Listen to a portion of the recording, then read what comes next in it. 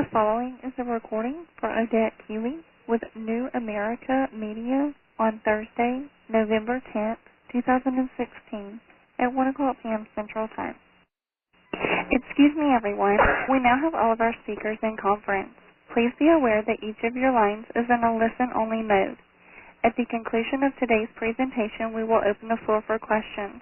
At that time, instructions will be given as to the procedure to follow if you would like to ask a question. I would now like to turn today's conference over to Odette Keeley. Ma'am, you may begin. Thank you very much, Operator. Hello, everyone, and welcome to New America Media's National Post-Election Press Call, Immigrant Communities and the Trump Presidency. I'm Odette Keeley, the National Media Network Director of New America Media, the country's first and largest consortium and newswire of ethnic media organizations. We are pleased today to host this national telephonic press briefing together with Ready California, a cross-sector collaborative working with immigrant communities in the state. This call will be recorded, and we'll be sending you a link to the recording as soon as it is available. On Tuesday, Donald Trump was elected President of the United States. Today, we'll be hearing about the impact of voter turnout for different communities, the future of immigrant populations under the Trump administration, where the immigrant rights movement is headed, and what steps immigrants can take now to stay safe and plan for the future. We will also give you a chance to ask questions from our panelists. We have 4 speakers joining us on the call today. We have Anthony Williams. He's the Special Projects Director for Bendixen Amandi International. Chen is the Executive Director of APIA Vote. Kamal Essaheb is Director of Policy and Advocacy of the National Immigration Law Center, or NILC. Sally Kinoshita is the Deputy Director of the Immigrant Legal Resource Center, or ILRC. I'll be introducing them one by one later on for their presentation points. Right now, I'd like to give the operator the chance to give an initial round of instructions for our reporters to ask questions. We will be repeating these instructions later on before we open up the Q&A. Operator? Thank you. At this time, if you would like to ask a question, you can press star 1 on your touch-tone phone now. Questions will be taken in the order in which they are received. If at any time you would like to remove yourself from the questioning queue, just press star 2. Again, to ask a question, you can press star 1 at any time. Thank you very much, Operator. Again, we'll be repeating those instructions later on after all of the speakers have given their presentation points and when we open up the floor for questions. Now I'd like to introduce our first speaker, Anthony Williams. Anthony Williams is the Special Projects Director of the polling firm Bendixen Amandi International. Based in Miami, Bendixen Amandi specializes in opinion research with an expertise in the Latino community and other diverse populations in the United States. Anthony, several analyses starting on election night have asserted that most polls got it wrong. What we'd like to hear from you is your view on that, and also what you see in the turnout of voters from diverse communities vis-a-vis the general population vote, including in battleground states. What surprised you, Anthony, and where did the ethnic vote matter? Good afternoon, and thank you for the opportunity to join you on this call. I would say, to begin with, speaking from a polling perspective, and I hope everybody understands the spirit in which this is meant. Polls are a reflection of several dynamics. The first part is in asking the right series of questions in order to try to arrive at what the mood of the electorate is. The other part of the art and science of polling is in putting together the appropriate sample so that you are polling the right group of people. So I would say from a historical standpoint, the polling was wrong for the following reasons. It seems as though that turnout in what would be considered traditionally Democratic-rich areas, particularly urban centers, was slightly lighter than anticipated and historically expected, and turnout in rural, more Republican-leaning areas of several key battleground states, particularly in the Midwest, was higher than expected and historically projected.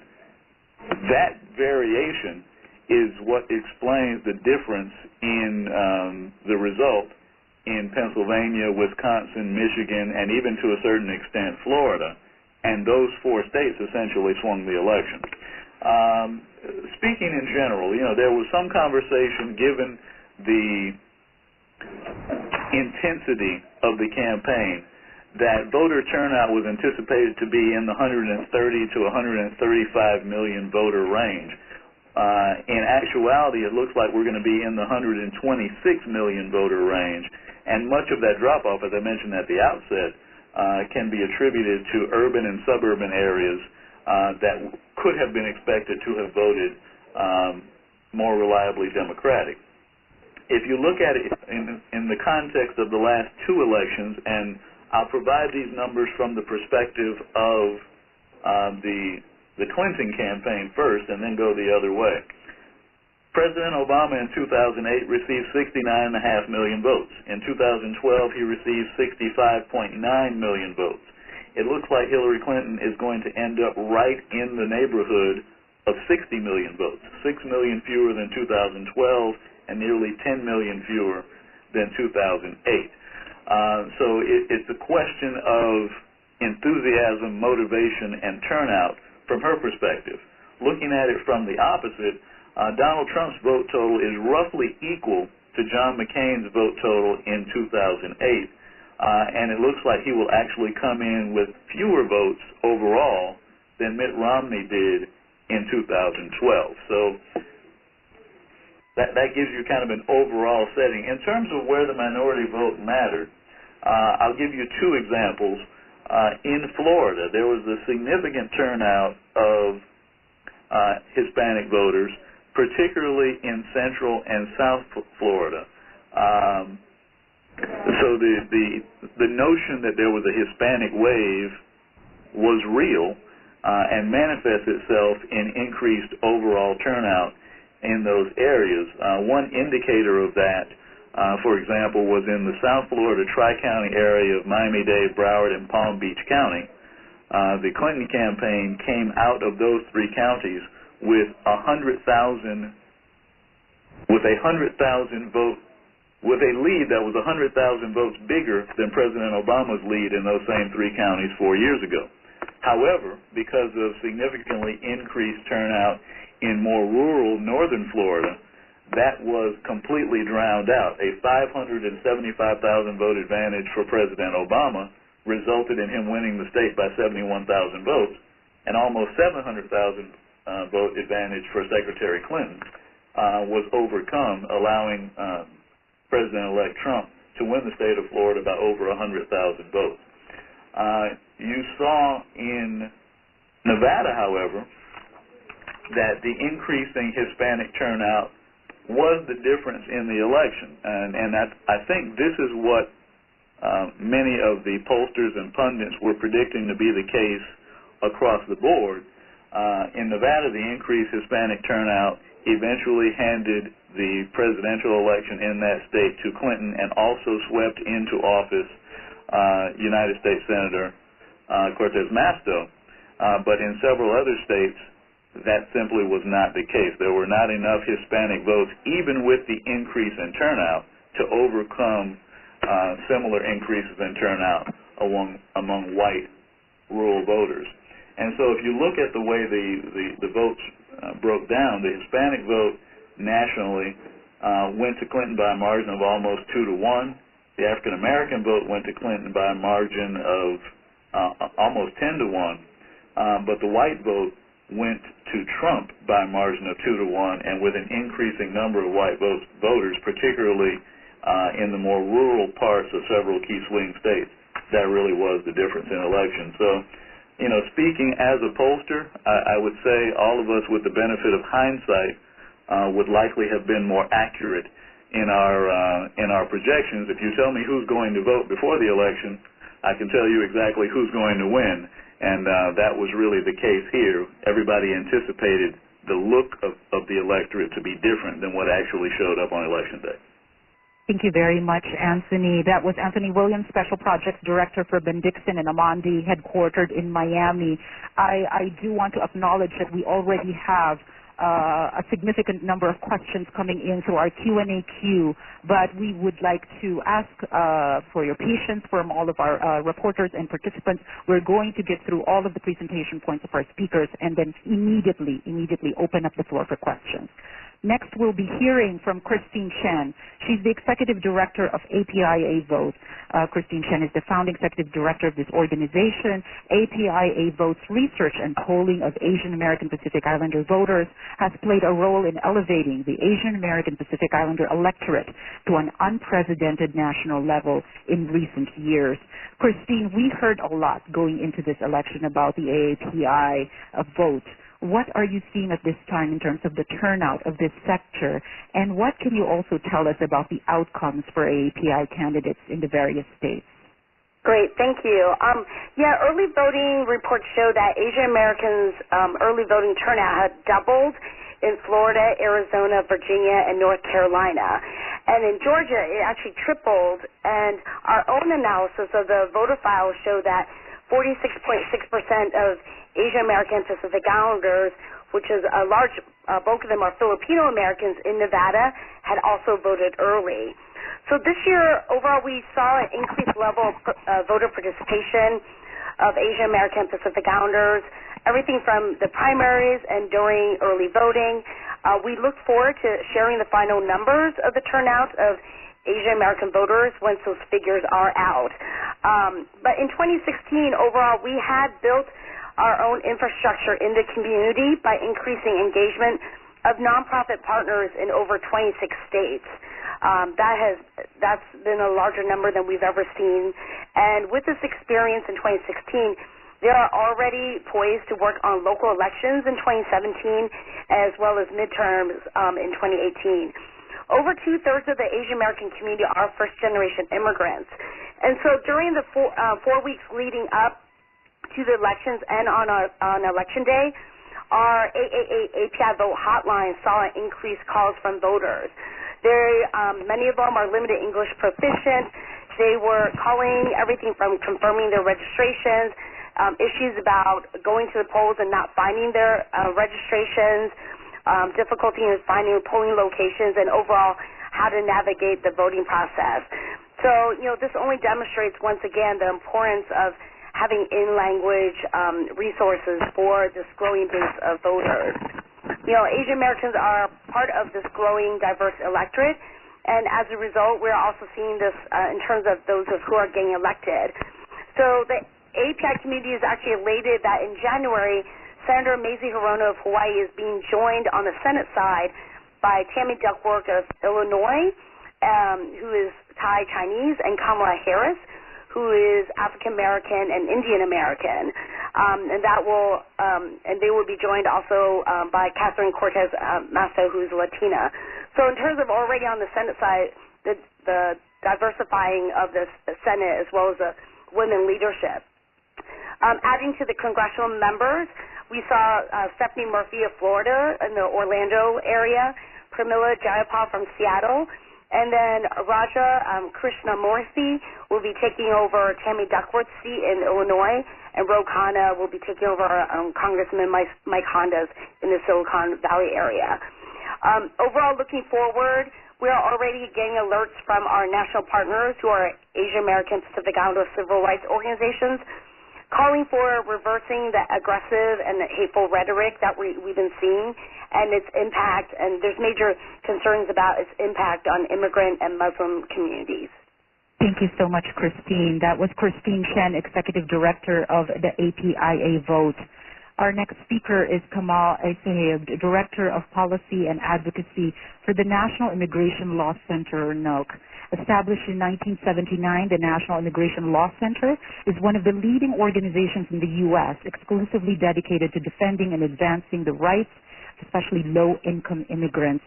Kamal, what we'd like to hear from you are two key things.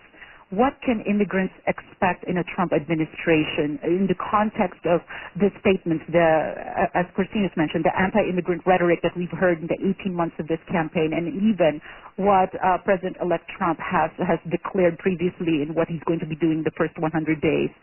For Latinos, for AAPIs, for Middle Eastern, for Muslim Americans, what are we going to be seeing? What can immigrants expect? And also, where do you see the immigrant rights movement headed? Thank you, Kamal. Sure, thank you. I mean, there's no doubt that we are entering a challenging period.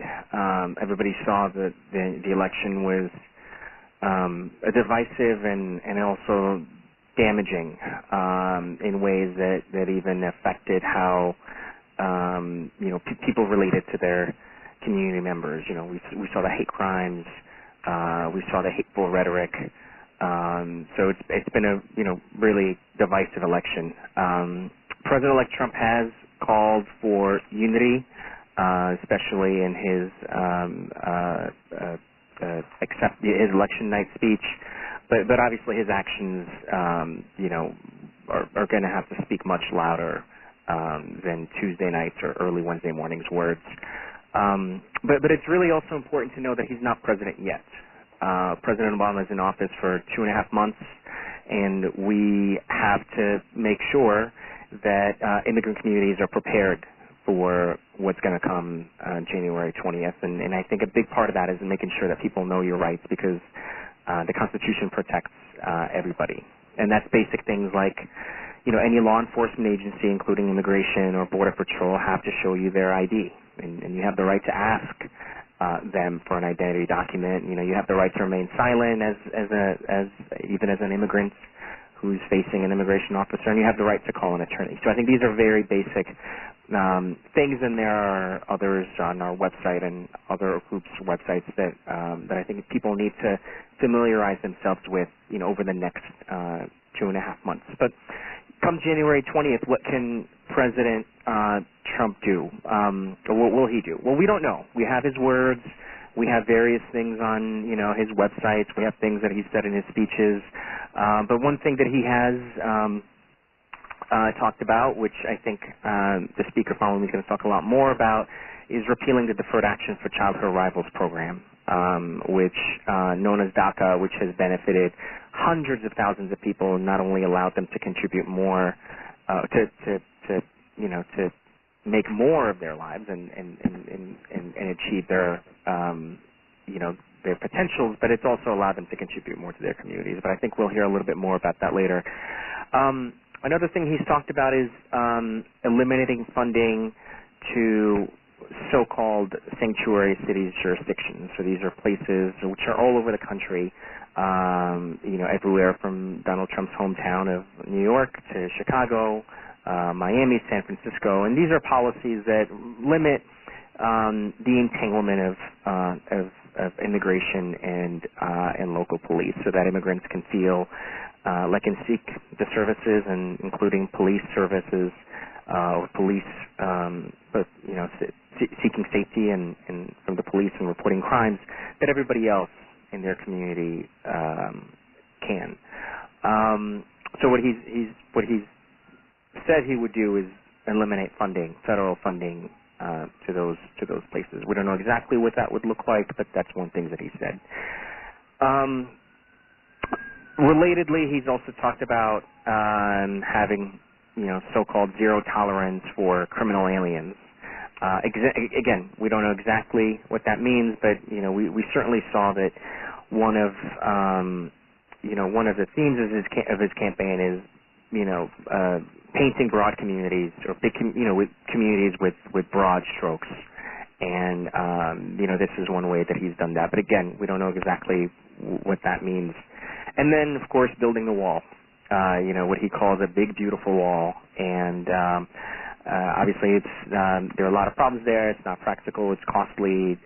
It doesn't really. It's not even feasible. But that was a thing that he kept talking about over and over again in his campaign, and that is something that he says he will, commit to accomplishing. So at the end of the day, we just don't know specifically what he will do on immigration and on other issues. As folks know, he's thrown out a lot of ideas, and it's not clear that many of them are either practically feasible or politically feasible. And it's not clear that even within those ideas that are feasible, which ones he'll prioritize. There are some Republicans who are already out there saying, no, he's not. When he talks about immigrants, he's not talking about going door to door, to pick people up. And he's, but he needs to say that, because obviously there is a lot of there is a lot of anxiety in certain communities. And he's also hinted at legalizing undocumented immigrants, although he says that the way he puts it is, once we enforce our laws and, once we do all of these things that I mentioned above and others, then we can start having a conversation about the status of, the 11 or some of the 11 million people who are undocumented. But again, not a lot of detail there, and it's like with everything else, we just don't know how or less serious he is about it. But the bottom line is he's not president now. He won't be president for 2.5 months, and there are concrete things that individuals should do to prepare for his presidency. So your second question, which is how how is the immigrant rights movement positioning itself moving forward? Obviously immediately, one of the big things that the immigrant rights movement had been pushing forward over the past decade or two has been this idea of federal immigration reform, which is combining enforcement and changes to the legal immigration system with the legalization of the 11 million people who are, or the millions of people who are undocumented. That is a thing of the past. I mean, that is certainly not something we should expect or anything close to it at the federal level over over the coming years. As you can tell, that's a very different idea than the sorts of things that Trump is talking about. But there are opportunities to for states and cities to tangibly and dramatically improve the lives of immigrants. The federal government is in Republican hands. President-elect Trump will be president in a couple of months. The House of Representatives is and will be under Republican control. The Senate is and will remain in Republican control. But there are other parts of government, and there are states and cities that have led the way particularly over the last decade, to meaningfully and tangibly make life better for their residents, including immigrants. And that's, with anything from confidentiality policies that allow people to go to the hospital without fearing they're going to be handed over to immigration, to policies allowing individuals to access higher education or to obtain occupational licenses or to obtain driver's licenses. These things all remain, and the political landscape at the state level and the city level did not really change Tuesday night, and the same opportunities that were there before this election are still there, although the imperative for states and cities to aggressively act to protect and enhance the lives of their immigrants is higher than it's ever been. So we definitely have a fight ahead of us, a fight for the rights of immigrants to be here, the fight against the criminalization of immigrants and people of color, a fight for true economic justice, for a country where everybody, regardless of the color of their skin or their immigration status, can seek opportunities to make their lives better. Immigrants will be documented or not, will be a critical part of that fight. Again, Donald Trump cannot take away the Constitution. He cannot take away people's rights. There are things that he can do on immigration that are harmful, and he's signaled that he'll do some of those. But I think we all need to be, as advocates, as immigrants, we all need to be prepared for them, and there are things that we can do to prepare for them and engage in that fight. I'll stop there. Thank you so much, Kamal. Definitely a lot of things that we don't know at this time, and with your last point about the Constitution and where the opportunities are so important. I'm going to ask you a very quick follow-up question and then immediately go to our last speaker, Sally Kinoshita, because there are a lot of questions already in the queue. But there is a great point of concern, and what we'd like to find out is what the National Immigration Law Center is seeing, what are frontline activists, advocacy organizations on the ground seeing in terms of what President-elect Donald Trump is surrounding himself with, the composition of the transition team that may include who is going to enforce immigration policies. What are you seeing in that landscape? Well, I think we're seeing a mix of people, some who are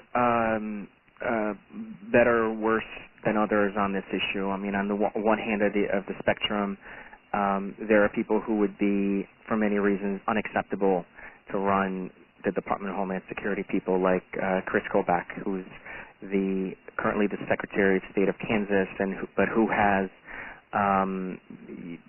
drafted and led the efforts in many states like Arizona to pass anti-immigrant laws, trying to make life as difficult as possible for immigrants. In many ways, I think if Donald Trump is actually trying to govern, if he's trying to move policy ideas forward, if he's seeking unity of the country after a divisive campaign like he said he's seeking in his election night speech, then somebody like that, for example, somebody who has such a track record and history of pursuing these restrictionist policies would not be an appropriate fit to lead an agency within the Department of Homeland Security. But again, we're waiting to see who he nominates and whether there are folks he may put in that post or within the Department of Homeland Security that are more more reasonable in their in their approach and don't have the track record that Chris Kobach has. Wonderful. Thank you so much, Kamal. That was Kamal Essaheb, Director of Policy and Advocacy of the National Immigration Law Center. And we just want to reiterate to the reporters, participants in the call who have queued up for questions, we will be getting to that very, very soon, right after our final speaker. Our final speaker is Sally Kinoshita, Deputy Director of the Immigrant Legal Resource Center, or ILRC, in San Francisco. ILRC is a national nonprofit resource center that provides immigration legal trainings, technical assistance, and educational materials, and it engages in advocacy and civic engagement to advance immigrant rights. Sally, what are the concrete steps that immigrants can take now to stay safe and plan for the future in the aftermath and in a climate of definitely increasing apprehension and anxiety, and especially in the context of the various immigration programs that are serving diverse populations? Yeah, thank you so much, Odette, and to the reporters who are on this call and interested in covering this topic. I thought what I would do is talk a little bit specifically about DACA, because from our partners on the ground, we're hearing there's a lot of questions and honestly a little bit of panic on the concrete things people should do around the Deferred Action for Childhood Arrivals program, because now President-elect Trump has called out this program specifically.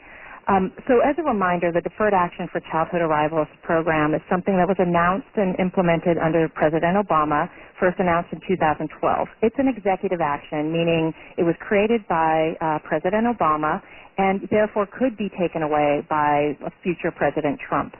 President Trump, in his campaign, has stated that he would get rid of this program.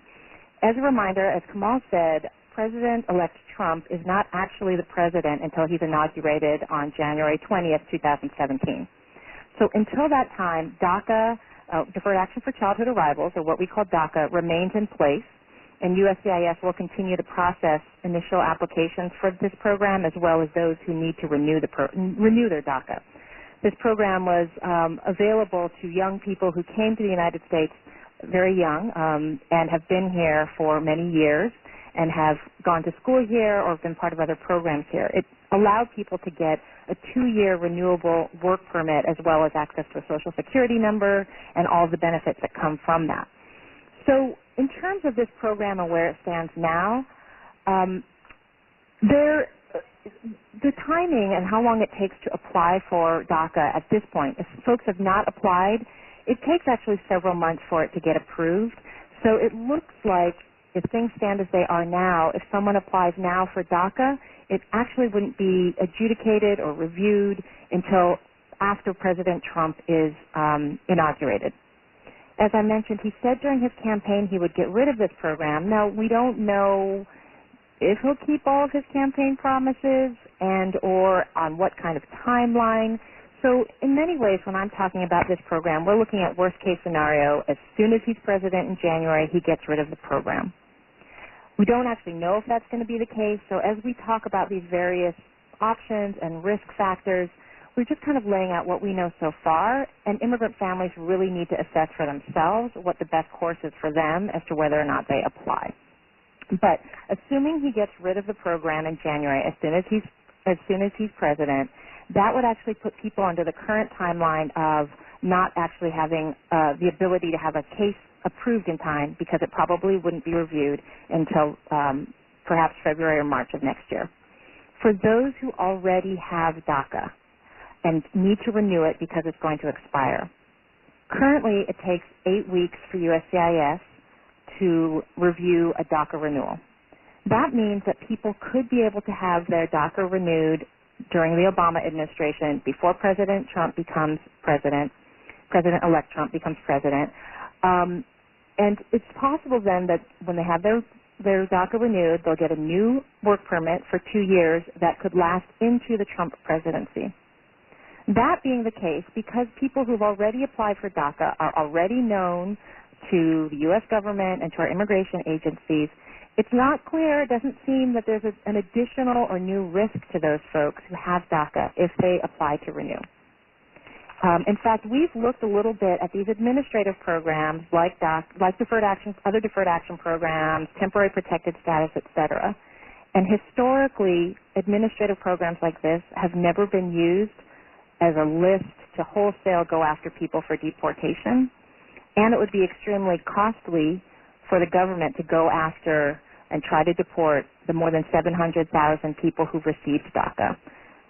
So for those who are already on the list, it doesn't seem like it presents a new risk. However, whether or not the government would use that as a list to try to deport people is a little bit more unpredictable with Trump because he's a little bit more unpredictable than what we've just seen historically with other programs. So sort of recapping what we're seeing, it seems like for initial DACA applicants, unless the government decides to expedite those applications, if people haven't applied already, if Trump becomes president, eliminates the program in January, it might be too late. People could still try to take the risk of applying because perhaps the program will go on longer than that. For DACA renewals, it seems like there's much less of a risk, and they actually should try to renew so they can at least have a work permit that might be valid for at least a couple more years. In either case, people should know that the filing fee for DACA increases to $495 from its current $465 on December 23rd, 2016. Other things that immigrants can do now to protect themselves, anyone who's in the country undocumented, whether DACA eligible or not, should go to a legal services provider now to be screened to see if they're eligible for any other existing possible immigration option other than DACA. Polling and research of folks who've come into legal services providers have shown that as many as 15% or perhaps more actually are eligible for something more permanent than DACA when they've come in seeking DACA services. So because we're anticipating a potential increase in enforcement and the kinds of deportations that will take place, people should try to protect themselves now. Go to a legal services provider, see if there's something that you might be able to benefit from now. The Immigration Advocates Network has a national directory of more than 950 free and low-cost nonprofits that provide immigration and legal services in all 50 states. there is likely in your state someone who can help you for free or for low cost. Also, community members need to know that there are those who will commit fraud against immigrants, have schemes set up to charge people money when they're not eligible for something or when they're not eligible for the thing they apply for. So there's also immigrants need to know that they need to go to a reputable immigration legal services provider. Nonprofits are often a good place to start, and as I mentioned, there's this directory that includes 950 of them. People also need to know their rights when they are in contact with an immigration agency, and Kamal covered a lot of this, that your rights are not completely eliminated just because you don't have legal status, and that immigrants can assert their rights, for example, to remain silent, to see a warrant if they need to open up their door, to be able to call an attorney, etc. Also, people should know that there could be and is likely to be increased enforcement. There actually already has been, and what I mean by that is immigration agencies going after a lot of different kinds of people to try to deport them.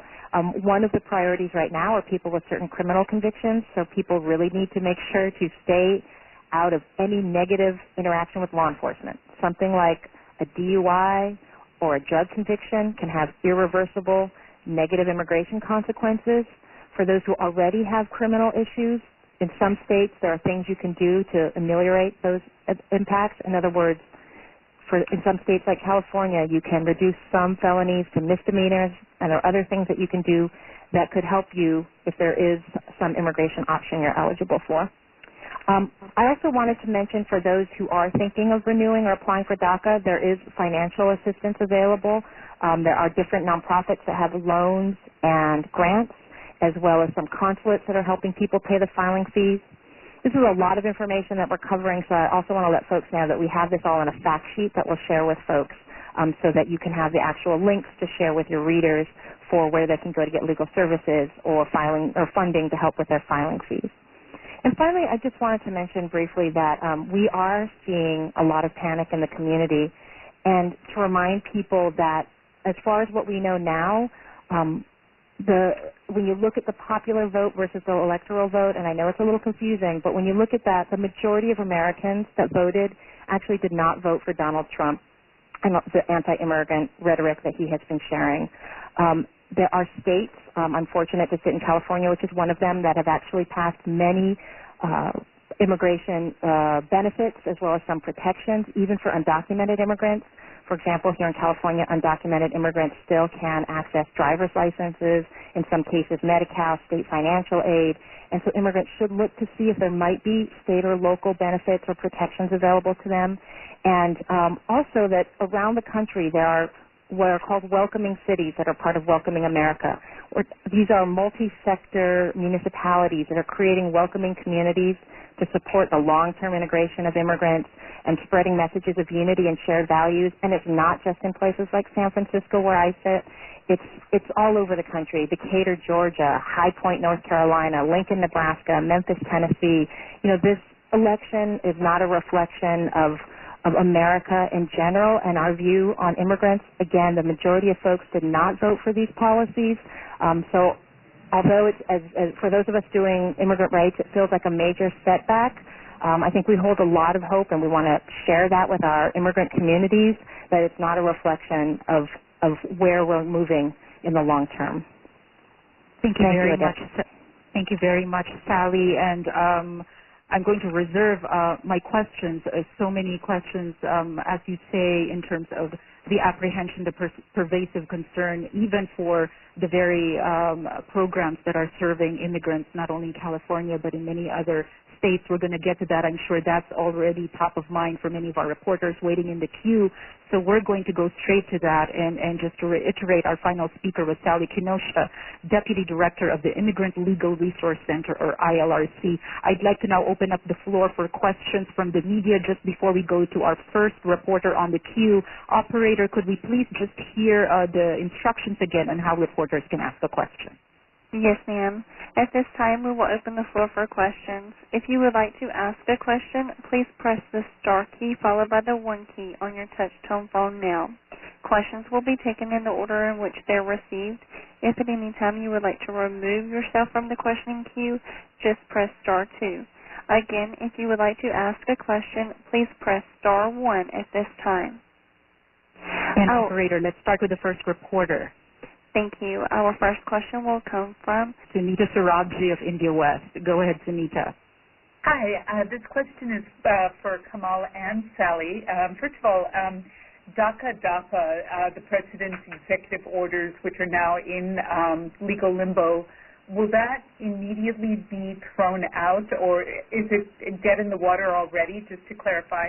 And then secondly, are there also concerns for legal permanent residents that we need to watch out for?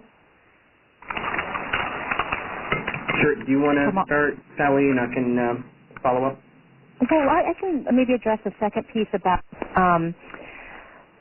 again, there are a lot of unknowns. We currently have priority enforcement policies that were put in place by President Obama that kind of lay out who's most at risk for enforcement. And as we know, under President Obama, actually more people have been deported or caught up in this enforcement mechanism than in any time in history.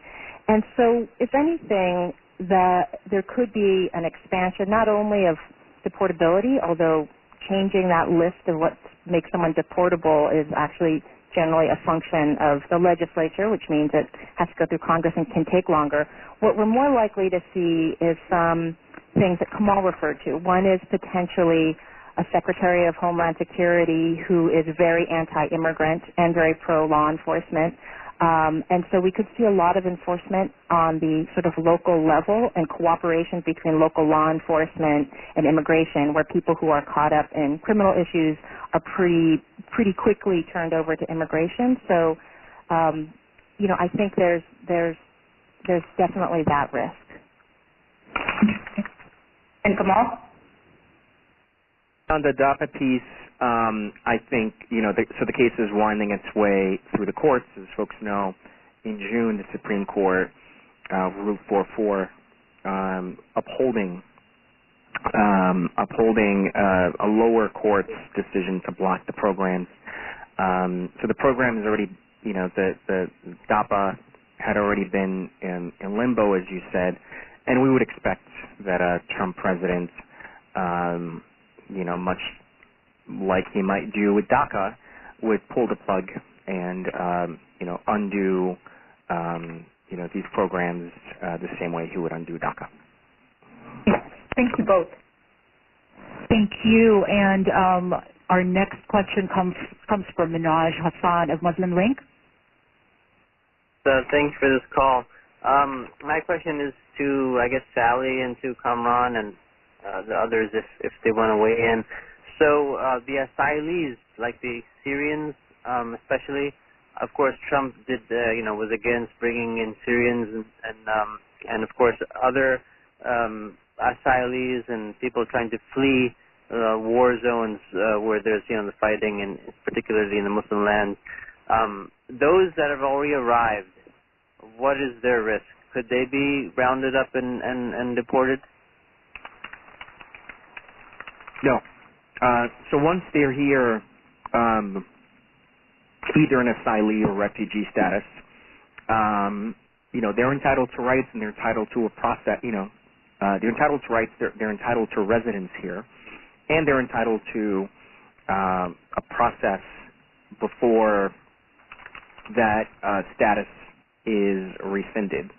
So it's not a mass roundup kind of scenario. I think as each of them kind of, for example, if one of them has a certain interaction with law enforcement and, is transferred to immigration through one of the programs that Sally mentioned, they would kind of then individually be at threat of deportation. But there's not a way that the president could en masse just rescind, the status of these individuals and begin rounding them up for deportation.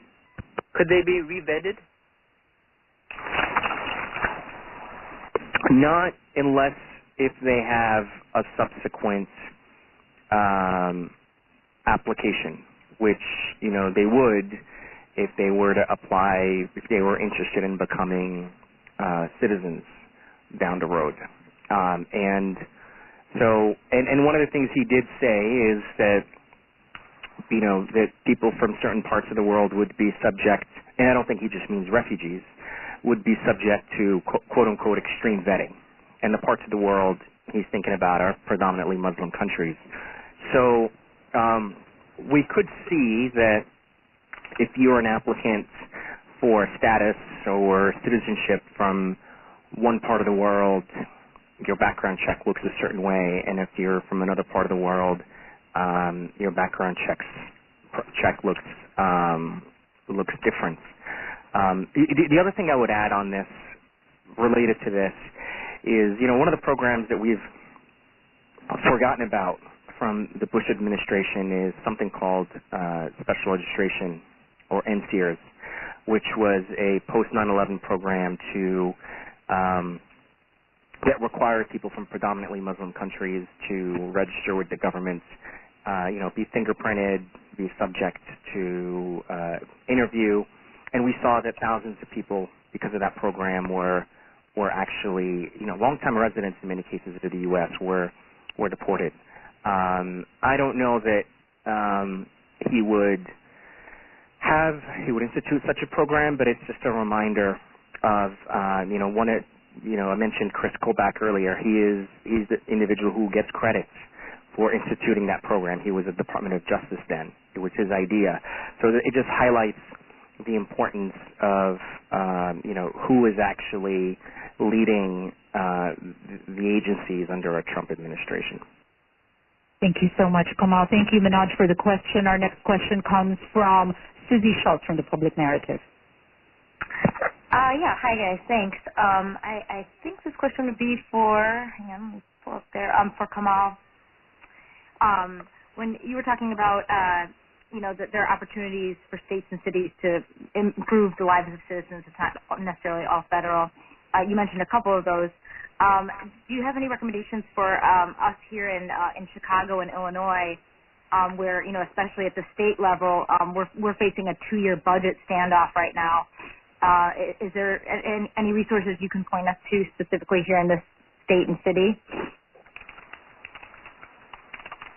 Yeah, well, you know, Illinois and you know, Cook County in particular, and Chicago as well, have really been leading the way in terms of you know, pro-immigrant policies on a range of things, including, you know, limiting the entanglement of you know, local police with immigration enforcement. I mean, there's always more that can be done in terms of limiting that collaboration, and I think, you know, cities really need to head in that direction. But I think I think time will tell how much political appetite there is in some of these places to do that. I mean, as to the specific resources, maybe that's a kind of better, I mean, that can be a detailed, a wonky conversation really quickly, so maybe an offline conversation would be better for that. Okay, great. Thanks. Thank you very much. Next question comes from Floyd Galloway of the Arizona Informant. Yes, my question I guess directed to Anthony Williams. How do you think voter suppression factored in the decrease in voting in urban areas? Well, I think there are a couple of different ways to look at the phenomenon of voter suppression. In terms of any insidious, organized efforts to keep people from voting, either by the government or by either of the campaigns, I would say there's very little evidence to support that being the case. However, I think there are other forms of voter suppression, not the least of which was the overwhelming sentiment going into election day that it was over. So that if you look at the significant drop-off in Democratic participation in some of these key states, I think you could make the argument that the perception of victory helped to depress turnout in some of those areas that were going to be necessary for Secretary Clinton. At the same time, I think the overall negative atmosphere of the campaign over the course of the last year, really did have the impact of turning some people off to both parties. And I had Floyd, tag teaming with you there, I had a quick follow-up for Christine. Christine, we also heard a lot going in the aftermath of voter repression, voter suppression incidents that have happened with the API community of voters. Is that something that you saw as well in APIA vote, and how that may have impacted the vote in the sector? The calls that were coming into our hotline, there were a few in terms of where they could not confirm their voter registration at the polls. So, we did advise them to go get a provisional ballot, but I think there is a lot of work that needs to be done now post-election to really look at some of these precincts and these areas to see if there was really a trend that was happening. And there was also a lot of confusion depending on the state in regards to some of the purging that was done, and then when it was reversed, or like in Texas, there was a lot of questions in regards to voter ID laws. So, there's still a lot of concerns in terms of the impact of the lack of voting rights that we have. Thank you, Christine. Our next question comes through from Mike Ludwig of Truth Out. Hello? Operator, do you have Mike? There you go. Mike of Truth Out, you're on. Okay, hi. Sorry, I was getting myself off mute. Thanks for having the call. I wanted to talk really briefly about, about sanctuary cities. Maybe Kamal can answer this. I'm just thinking that, some of the cities that have become, and I know you all have probably watched closer than we have watched these cities come sanctuary cities and what the political process was like on the ground. And also considering that a lot of these cities also don't, there weren't a lot of people who went out to vote in those cities who supported Trump. They obviously went more towards Hillary Clinton. If Trump was to confront them and say, hey, I'm going to cut your funding, how do you think these cities are going to react? Do you think that some of them might try to fight him or challenge him on this? The politicians in those cities wanting to stand up to Trump for the people in them that don't agree with him? I have an answer, but Sally, I don't know if you want to take it first. Sally? Do you have some input on that? I'm sorry. I'm not sure if I was on mute. I'll just say briefly that there have already been attempts to defund what are so-called sanctuary cities, and there certainly has been resistance. I think resistance is going to be really a theme of immigrant rights advocates over the coming years. I don't know if, Kamal, if you want to speak more specifically to some of what you've seen. Yeah, I think many of us who share similar values are going to be under attack over the next few years, and my gut sense is it's going to bring many of these communities together. Yes, I think there is the potential for a President Trump threat to eliminate funding to a city. There's a potential for that to wedge communities against one another. But Congress has tried that before. Just earlier this year, the Senate tried to pass a bill that would deny housing funding to certain jurisdictions if they did not, undo some of these policies, and we won that fight, and we won that fight as an immigrant rights movement with the support of housing advocates, with the support of civil rights groups and groups representing the Black community. So it actually ended up bringing groups together. And actually, as I'm talking here, I see an article just come through my email of the Seattle mayor saying that, declaring that Seattle will remain defiantly, that Seattle will remain a sanctuary city, and that he intends to protect its residents who are immigrants, just like he intends to protect everybody else. So I think this is part of the dynamic is that I see playing out is I think this is bringing out the fight in people, and it's bringing out a sense of community and unity amongst those of us who see America a certain way, that see America as a pluralistic society that respects the rights of all people, regardless of the color of their skin or where they were born. So it's a long fight ahead, but I think we're ready for it. Thank you. Thank you, Mike. Thank you, Kamal. Next question comes from Crystal Niebla of VoiceWave. Crystal, you're ready with your question? Okay. So this question is for Anthony Williams, and so this is going to talk about the electoral votes and how they are really the ones that matter, not the popular vote. So yeah, since the popular vote doesn't matter, do the demographics of the electoral college accurately represent each state? If not, would gerrymandering have anything to do with that?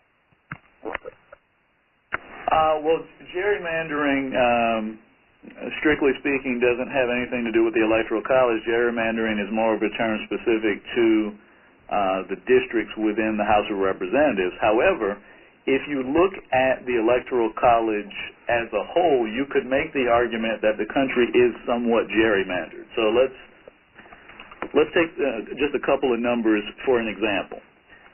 Democratic-leaning states like New York and California, where Secretary Clinton won those states by 2.5 million votes each. The combined population of those states is 59 or 60 million people. If you were to look at some of the smaller states, for example, states like Arizona, North Dakota, South Dakota, Wyoming, Montana, there are less than 4 million people that live in those 5 states combined. So this has an impact both on the Electoral College as well as on the makeup of the United States Senate, which is a major challenge when it comes to implementing progressive policy.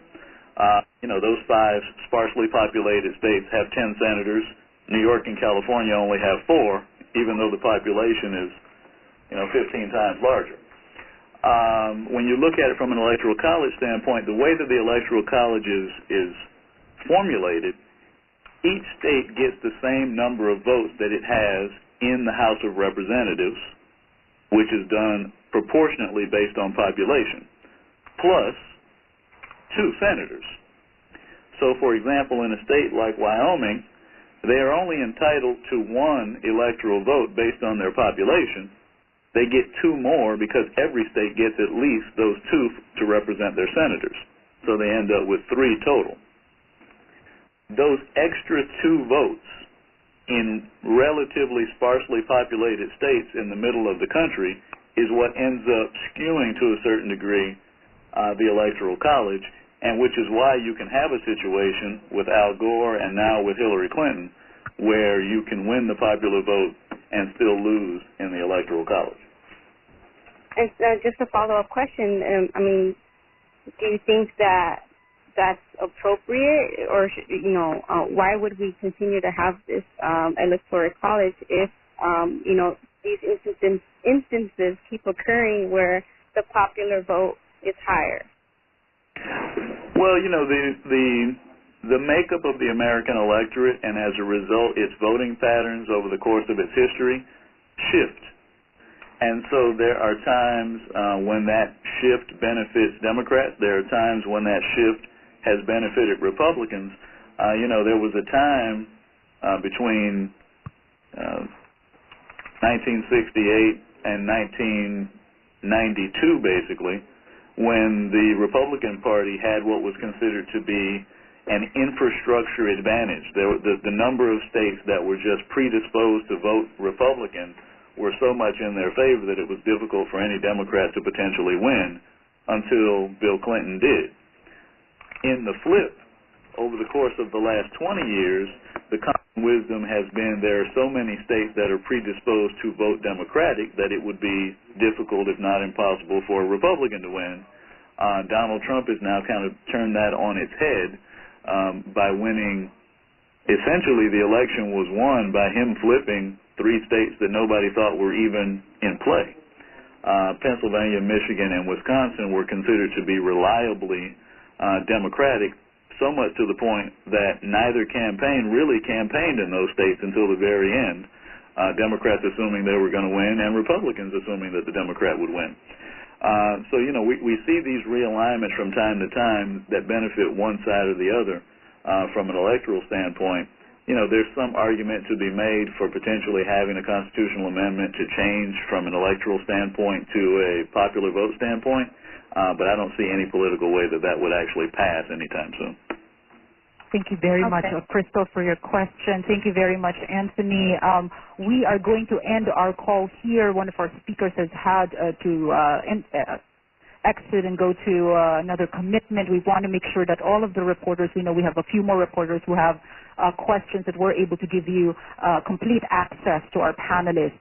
We'd like to thank you all for joining us on today's National Press Call. This call was recorded, and if you'd like a recording of this and have any other questions about our panelists, please contact my colleague, our NAM Immigration Beat Editor, Elena Shore, at her email, eshore, ESHORE, @newamericamedia.org, or call her at 415-503-4170, extension 112. For more information about Ready California, please go to ready-california.org. Thank you very much to our panelists who have joined us today with their perspectives and their insights. Bendixen Amandi International, APIA Vote, National Immigration Law Center, and the Immigrant Legal Resource Center, and to Ready California for hosting this call with us. Thank you all for joining us. This concludes New America Media's national telebriefing on immigrant communities and the Trump presidency. I'm Odette Alcazar-Keeley of New America Media, and have a good rest of your day. Thank you, ladies and gentlemen. This concludes today's teleconference. You may now disconnect.